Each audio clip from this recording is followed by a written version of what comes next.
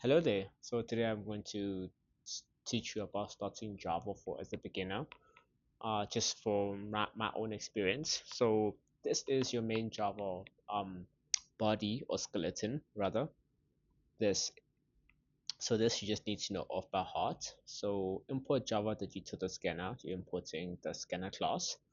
Public class Edwins. It's the name you're given the class, which is Edwins. The Edwins part you can change to whatever you want to name, such as calculating price, naming dogs, naming your pet, and you're gonna create these brackets, the opening one and the closing one. Inside you're gonna put the public static void main strings, no string brackets space argues close.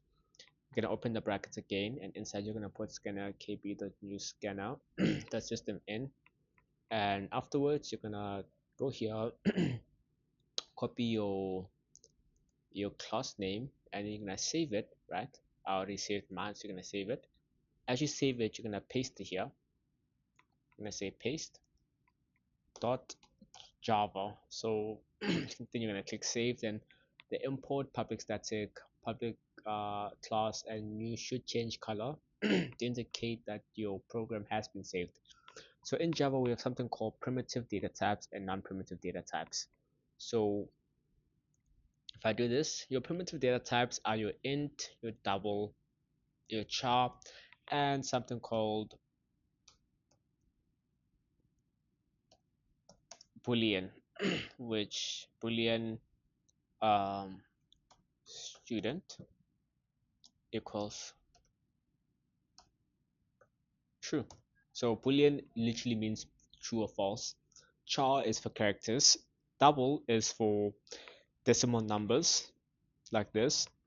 Price is for um sorry, not price. Int is for whole numbers that have no decimal values behind them, such as 20 and 50. Sorry. And then your non-primitive data types is here. Your string. Your string is basically your statements in Java. As you can see, string, I've given it a name. Name 1 equals Edwin. Name 2 equals label.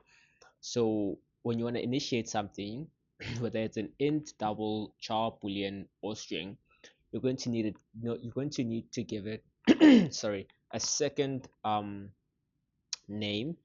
No, yeah, second. Uh, yeah, let's just call it a name. Place name that's gonna be the placeholder for your values. So price 1 equals 20, price 2 equals 50, eggs equals 50.40, total has nothing because it's a total for calculations. B is just there for character A, as just an example of primitive data types. Boolean student also there for true, just an example for primitive data types. Now, if you want to print something in Java, you're going to say, you're going to say system capital S system.out.print. You can use print or print line, but preferably use print line. You'll see what print and print line do. So print, okay, I'll show you now. Let me say hello world, control S, and then to show this, you need to compile it, meaning you're gonna copy your class name, copy, go to your compiler, and then type in javik and control V to paste dot java. Should compile. You're gonna say java, control V again, paste, hello world. So this is print line. So what this means is when you later on, when you're gonna ask the users for input, it's gonna be printed something like this, like what is your name, and then it's gonna go to the next line, which is gonna be somewhere here, which is gonna be here. And it's gonna allow you to print to type in the name here. But if you use print without the ln, it's gonna print. It's gonna allow you to type directly after the question, which is sometimes it's yeah, sometimes we don't want that. So yeah, so now we have hello world. So now I want to print out my name and the prices, right? So I'm going to say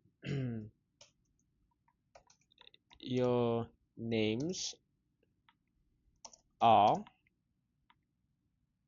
then plus, in order to add them together for the statement, name 1 plus name 2, right? There you go. And I'm gonna say copy, paste. I'm gonna paste the statement once again, but this time I'm going to say the price, or the prices are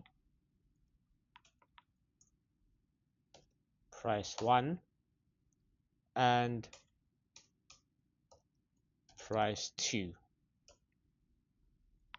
And then again I am going to paste it again and then say the to total is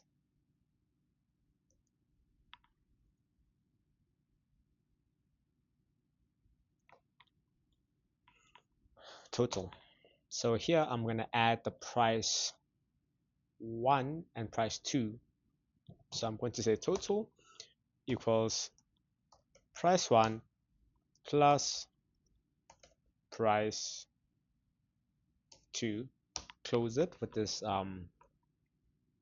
sign here. Every line should close with that sign, unless but not public static void and your public clause. We'll get into that later. These are your math operations, which we'll also get into probably in the next episode that I make, or next video. So now let's Control S to save it, and let's run it to see if it actually runs.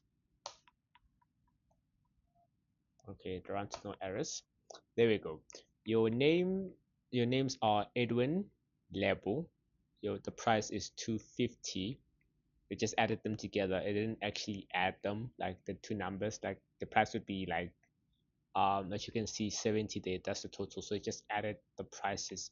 So to make this appear much better, we're gonna go here, put the brackets. So these what you call it, inverted commas here are for when you want to print something out in this print statement. So I'm gonna print and then here I'm gonna use a second plus because I've made a new statement inside. Copy, paste.